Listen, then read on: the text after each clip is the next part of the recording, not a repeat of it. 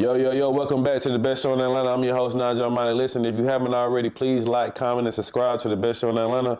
Also, if you can, go on the website at unspokenatlanta.com and get your merch, man. We got different colorways on the hoodies, crew necks, t-shirts, all type of stuff on there, man. So if you can support, man, go to unspokenatlanta.com, check out the Unspoken Atlanta collection, and get your merch today. Enjoy the show.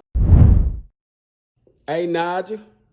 Did too hard, bruh. Super honored, man. Shout out Nigel. Shout out everybody here. Shout out Unspoken. We in the A. All right, y'all. Welcome back to the best show in Atlanta. I'm your host, Nigel Armani, and today, man, we got another special guest, man. One good friend. I just met her for the first time today, but the vibe's been vibing, so we gonna get started. But how you doing, Les? I got it. First of all, best show in Atlanta. Hold up. That's the slogan, though. Yeah. That's the best show in Atlanta? Welcome to the best show in Atlanta, yeah. Oh, I thought Talk Less show was the best show in Atlanta. Hey, that's how you supposed to be. That's how it's going. That's how it's going. Going. But yeah, so today today is our first time meeting, but we've been trying to get her on the show for a little while, man. First of all, I do want to say that I have watched your show. I do feel like your show is very good. What was your favorite episode? Charleston White.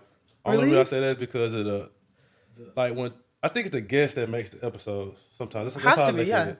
But when it comes to Charleston White, like it's crazy as he says sometimes, like he be making sense to me like a lot. Like he's he's like I put him, Orlando Brown, Ray J, like they masters of like the manipulation. Not manipulation, but they're the masters of like knowing how to make shit go viral, like clip farming. You know what I'm saying? But they know how to like say stuff, and you could tell they got some common sense stuff. Like you can really tell. I think he's an extremely intelligent person. He knows how to have a conversation. We had a great conversation.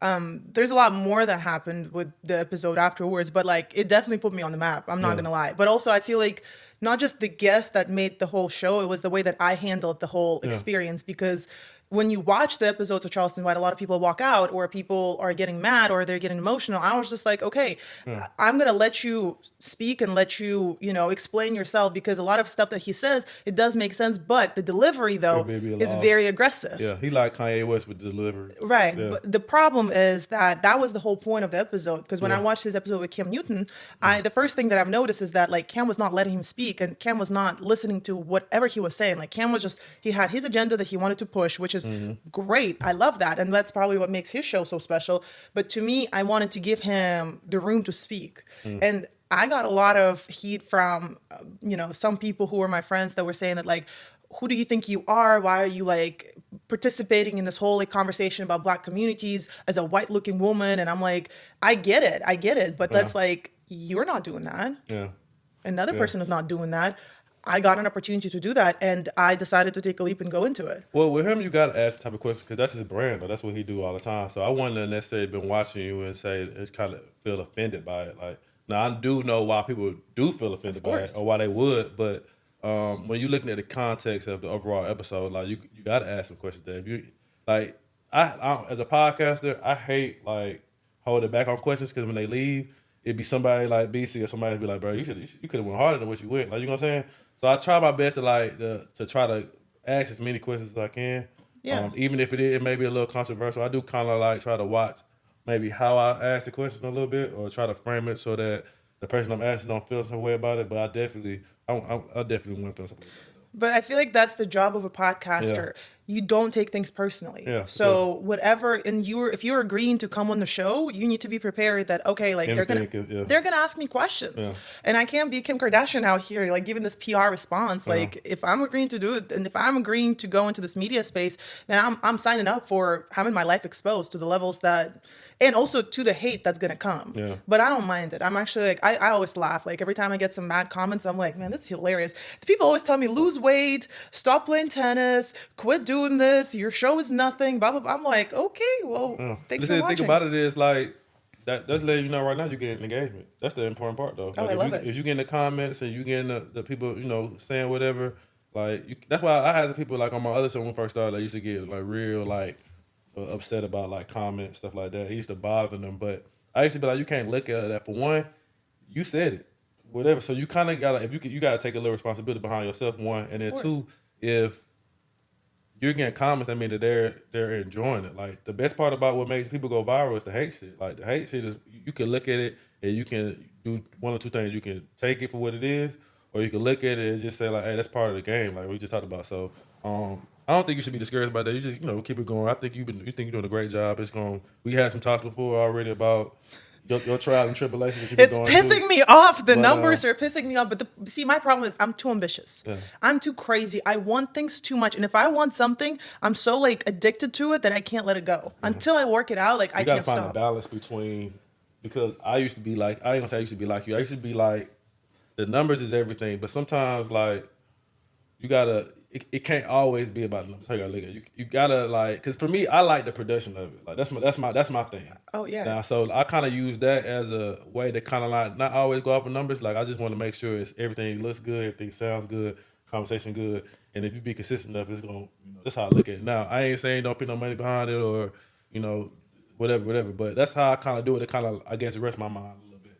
But I do understand when you are investing a lot of money and time and energy and something, you definitely want it to happen. But you also got to stop something. I'm not to cut you off.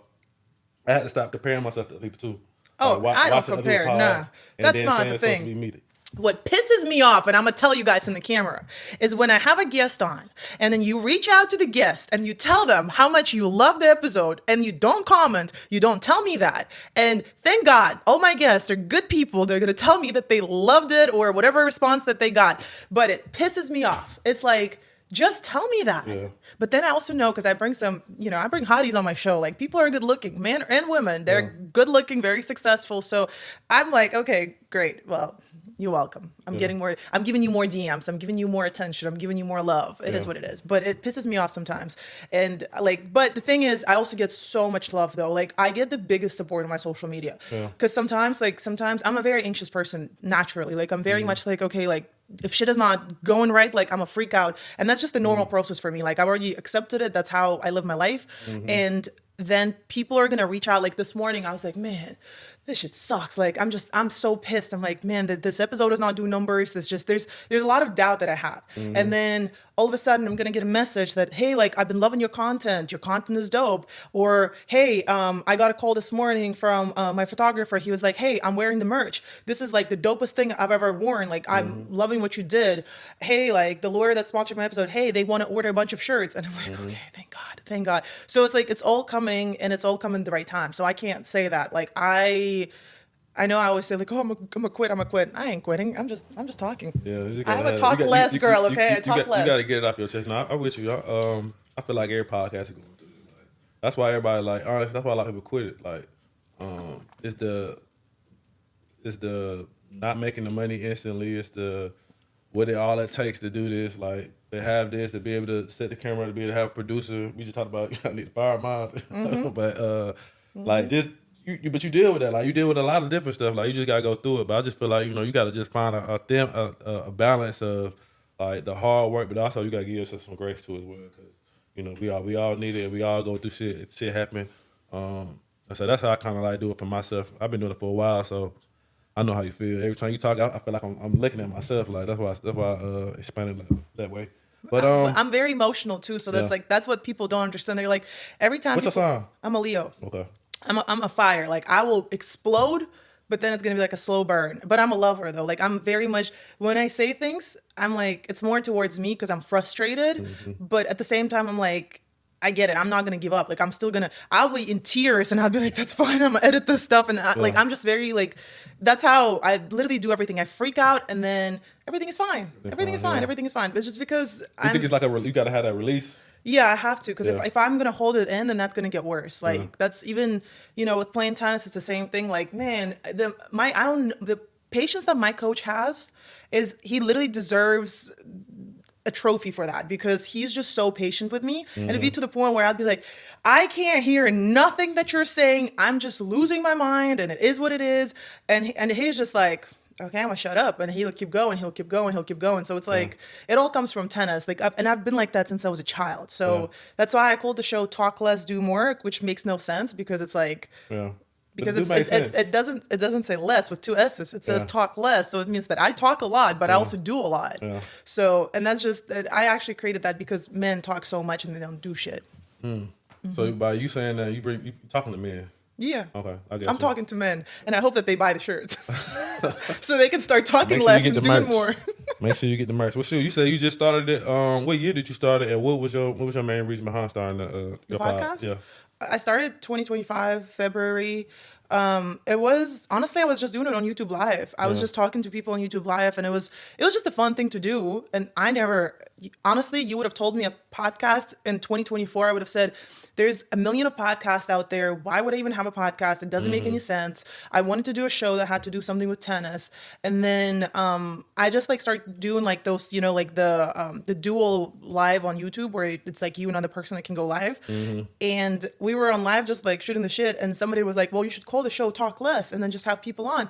So I was like, well, let me do it. So I did it for like six weeks. And then I had a producer reach out to me, like a real producer who has been reaching out to me because my shit was going viral at the time, like crazy viral. My tennis stuff was like bananas. And he goes, hey, you need to do your makeup, because I was sitting on my couch in my living room. He's like, do your makeup, dress nicely, get in the studio. And he gives me the studio to go to. And I'm like, okay. So I go there and I film my first episode. The first episode didn't even know what I was talking about. The first episode was with Finesse. Finesse was my first guest, and because it's a friend of mine. So we're sitting there. He's like, man, ask me some questions. Because like me and him, we're just like, we're always just going to play dumb. Like we're always talking shit. So it's just like how we've had the dynamic. And then it's just kind of like, I was like, okay, well, now I'm doing this. So let me have another guest. Let me have another guest. And then it's just kind of like kept going, and now I'm too deep into it to the point where I'm not giving up. Like it's so fun. Like you're saying, you love the production. To me, when I get to do the interview, because I don't just do the interview, I'll prepare for it. I'll make sure that I have the questions that I want to ask the guest. I'll make sure that I do my research on the person. You know, I'm a heavy user of ChatGPT, so I will literally like create questions based on, I'll give you guys some tea. I love the book called Super Communicators, one of my favorite books in the world. So a lot of my questions there are based on that book, because they kind of go deeper into not just like, hey, you know, why did you do this? Or like one of the questions that asked Charleston White was, how did it make you feel to go from marble floors to the bunk bed? You know, that's like a super communicator style question. And I'm just so used to doing that, because that's how I am in life too. And I feel like it's been very helpful, because even again, like going back to Charleston White, a lot of people reached out and they said that, hey, we've never seen an interview like that, because it was just like a completely different character that we saw. It was like a real human that was talking, instead of like Charleston White as a character. You getting better and better at interviewing? Yeah. But so my background is in tech sales, right? So I've been doing sales for a very long time, like almost a decade at this point. So I'm very used to doing discovery. I'm very used to asking questions. And I'm going to try to dig deeper into the pain of like, why you're trying to purchase this? And do you even need to purchase that, right? So like, I've done that my entire life. And then when I started doing the interviews, I'm like, oh my God, it's the same thing as doing sales. So, and then I was like, you know what? This is something that I really enjoy, and I've always enjoyed, but now like I don't have to sell you nothing. I just need to get to know you and like get to the bottom of knowing you as a person. That's why, like, especially like when we're talking about NBA players, that's like one of my favorite questions to ask. You know, do you think people hang out with you because of you, or because of what you got, and what's your status? Yeah, I think that's one of the things I've been working on, my interview style. But I do like watching. That's why I like watching other people's podcasts to kind of see different styles of how they ask questions. Everybody do it differently. Some can do it with no cards. Some of them need cards. That's like certain things that I be thinking about. But I think I've been good at it as well. Though I think it's just, when I first started, it was more like conversation based. So I kind of like try to keep it at that. Just try to make it more organic than just having to look down every once in a while. But that come from just doing it for so long. Like, you just had natural conversation. I think that's the time when you get the best clips, or you get the best organic feel, is when you could just sit down and just talk to somebody. But so this is a skill that you learn in sales, right? Every discovery call that you have with a potential client, it's always one question, two statements. So whenever I do the interview, I don't just sit there and like, okay, let me torture you with questions.